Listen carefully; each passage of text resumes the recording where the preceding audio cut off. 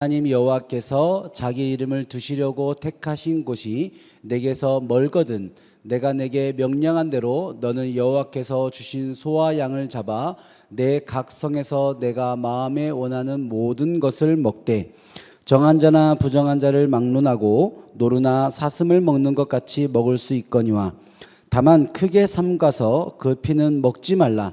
피는 그 생명인즉 내가 그 생명을 고기와 함께 먹지 못하리니 너는 그것을 먹지 말고 물같이 땅에 쏟으라.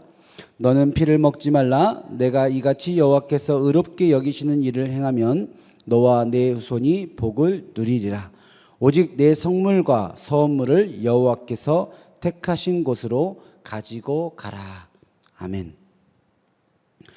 고대 근동의 문화에서는 동물을 잡아서 그 생명을 뺏는 일을 신에게 드리는 희생제물과 항상 연관지어서 생각을 했습니다.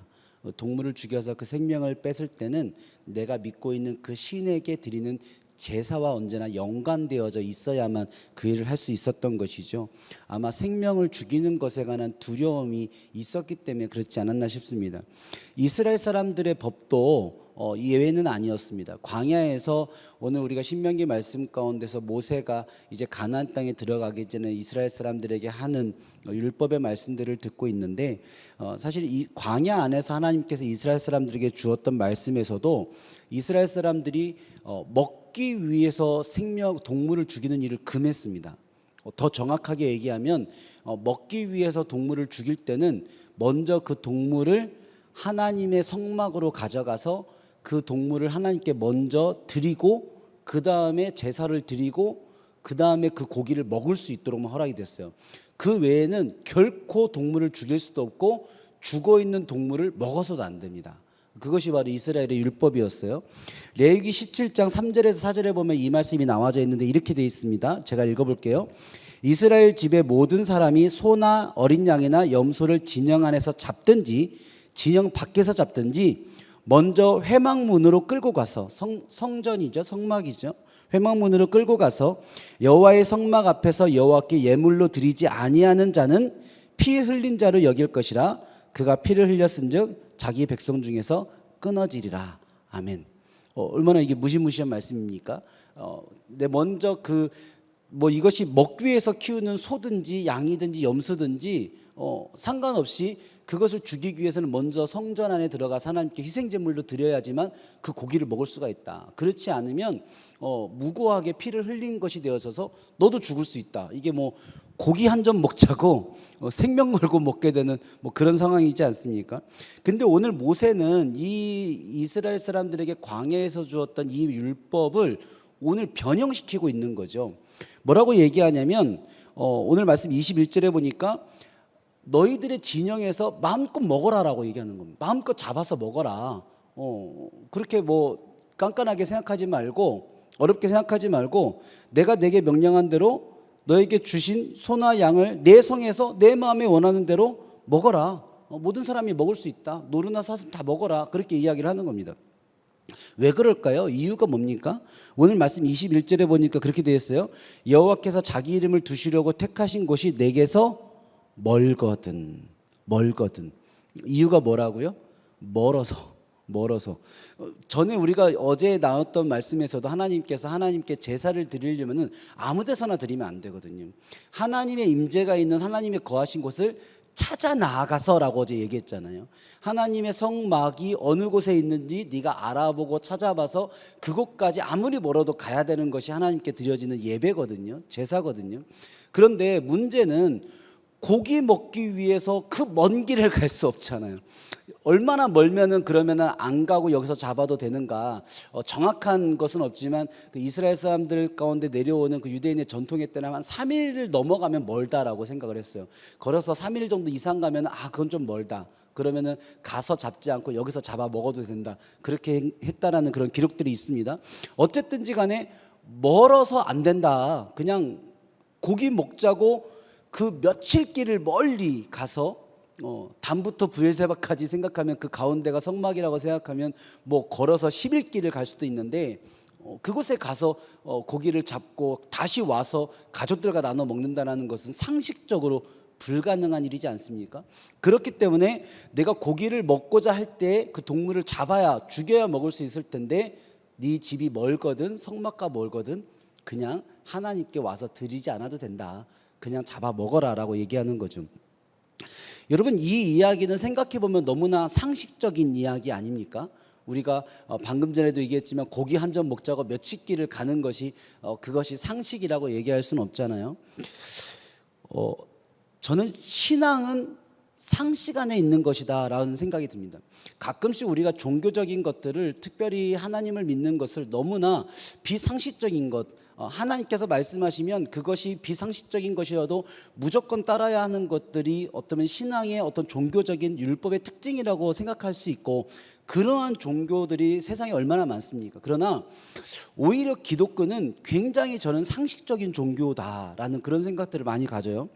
예전에 류영모 목사님께서 성령 충만하다는 것이 무엇인가라는 제목으로 수요일 날 말씀을 전하신 적이 있었는데 그 말씀의 내용이 굉장히 저에게 신선하고 충격적으로 다가왔어요. 성령 충만하다는 것은 무엇일까? 근데 류영모 목사님 말씀이 그랬습니다. 성령 충만하다는 것은 상식적으로 사는 것이다. 성령 충만은 하나님과 나만이 어느 어떤 종교적인 비밀을 얘기하는 것이 아니다. 내가 성령 충만하게 산다는 것, 내 마음이 성령 충만하고 생각이 성령 충만하고 삶이 성령 충만하다는 것은 매우 상식적인 삶이 되어져서 세상의 모든 사람들도 내가 하나님을 믿는 사람인 것을 내 안에 말씀이 있는 것을 알게 되어지는 것 그것이 바로 성령 충만이다. 결코 종교적인 신비를 말하는 것이 아니다 라고 이야기하셨던 그 말씀이 생각이 납니다. 여러분 기독교는 상식적인 종교입니다. 성경 말씀을 보면 하나님께서 우리의 삶을 자세히 들여다보시고 며칠 전에도 말씀을 나누면서 하나님은 하나님의 눈이 땅 위에 있는 것이 아니라 우리 땅 안에 있다라고 말씀해 주셨는데 우리의 삶 가운데 하나님의 눈이 들어와 있어서 하나님의 말씀이 우리 삶 가운데 은혜가 되도록 하나님께서 펼쳐주시는 것이 말씀이거든요. 그래서 우리는 하나님의 말씀을 신뢰할 수 있는 것이죠. 그렇기 때문에 우리가 하나님의 말씀을 신뢰하고 우리의 삶을 말씀으로 살아내기로 담대하게 나아갈 수 있는 것이 우리 하나님은 상식적인 하나님이시기 때문이다. 인격적인 하나님이시기 때문이다. 그 사실을 우리가 기억해야 된다고 생각합니다. 그러나 우리가 하나님께서 오늘 21절 말씀에 너희들이 그렇게는 안 되지. 야 그렇게까지는 아니지. 고기 너희들 먹어도 돼. 괜찮아.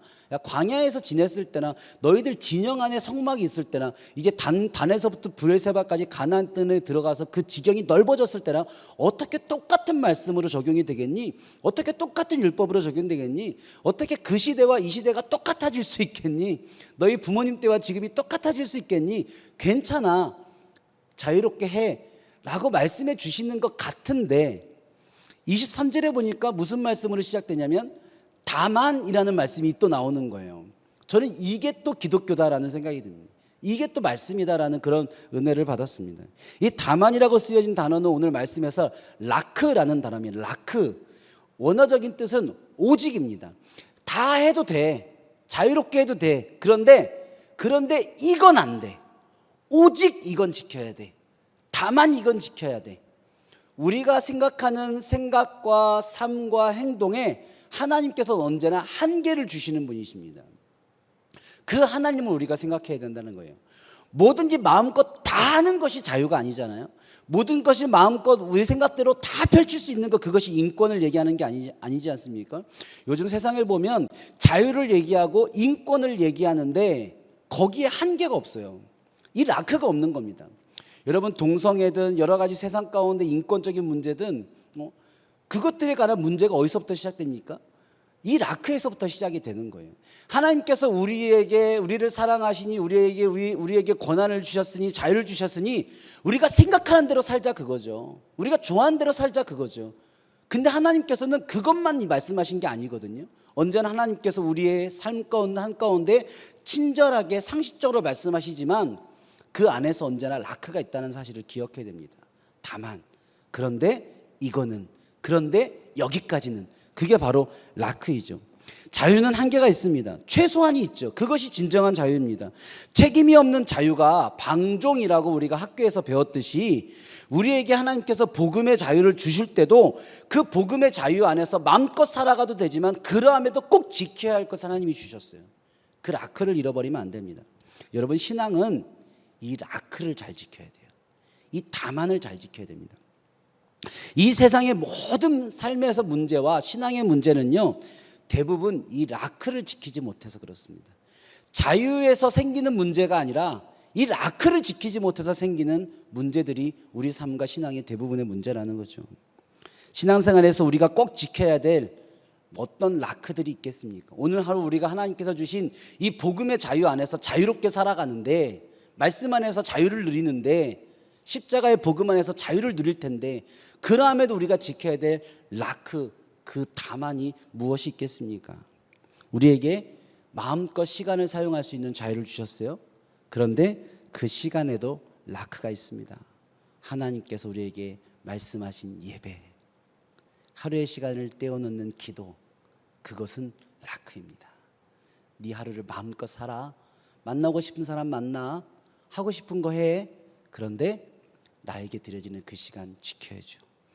우리가 주일 예배 드리는 것, 일주일에 하루, 일주일에 1시간 하나님께 그 예배 드리는 그 라크, 그 오직 그것까지 자유하면 안 되잖아요. 그것이 바로 시간의 라크일 겁니다. 물질의 자유를 주셨어요.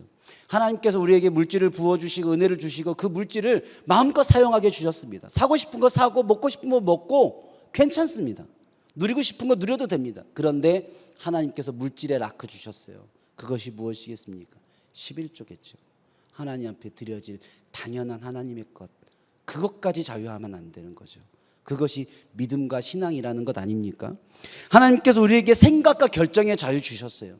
마음껏 생각할 수 있고 마음껏 결정할 수 있고 마음껏 하고 싶은 것을 할 수 있습니다. 그러나 생각과 결정에도 라크가 있습니다. 다만이 있습니다. 그것이 무엇이겠습니까? 하나님이 주신 하나님의 사명 안에 충성하며 사는 것, 하나님께서 우리 가운데 허락해 주신 주의 종들에게 순종하며 사는 것, 그것은 내 생각과 결정의 삶 안에서도 라크입니다. 그러나 오직 충성해라, 다만 순종해라, 그것 또한 하나님이 주신 라크입니다. 오늘 하루 우리가 삶을 살아가면서 외에도 하나님이 주신 라크가 많을 겁니다. 복음 안에서 우리는 자유할 수 있습니다. 예수님께서 우리에게 우리의 모든 죄를 위하여 죽어주심으로 말미암아 부활하심으로 말미암아 우리는 죄로부터 자유합니다. 그러나 그 이면에 하나님께서 우리에게 주신 오직, 다만, 라크, 그 안에서 참된 자유를 누려가는 우리 하루의 삶이 되어지기를 축복합니다. 이 시간 같이 한번 기도하겠습니다. 하나님, 우리를 자유케 해주셔서 감사합니다.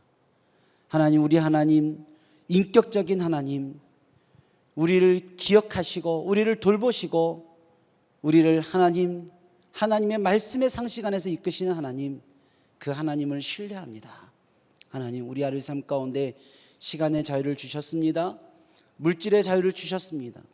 삶의 모든 결정의 자유를 주셨습니다. 그러나 그 자유 안에 담겨진 하나님의 다만, 하나님의 라크, 하나님, 그것을 우리가 잊지 않게 하여 주시옵소서. 하나님 말씀 우리 마음 가운데 새기게 하시고 오직 그 말씀에 순종함으로, 그 말씀을 기억함으로 우리가 이 땅에서 장수하고 하나님의 기업의 풍성함을 누리는 하루 되게 하여 주시옵소서. 오늘도 기도하며 말씀으로 하루를 시작합니다. 우리 모든 기도의 제목에 역사하여 주시옵소서. 감사드리며 예수님의 이름으로 기도합니다. 아멘.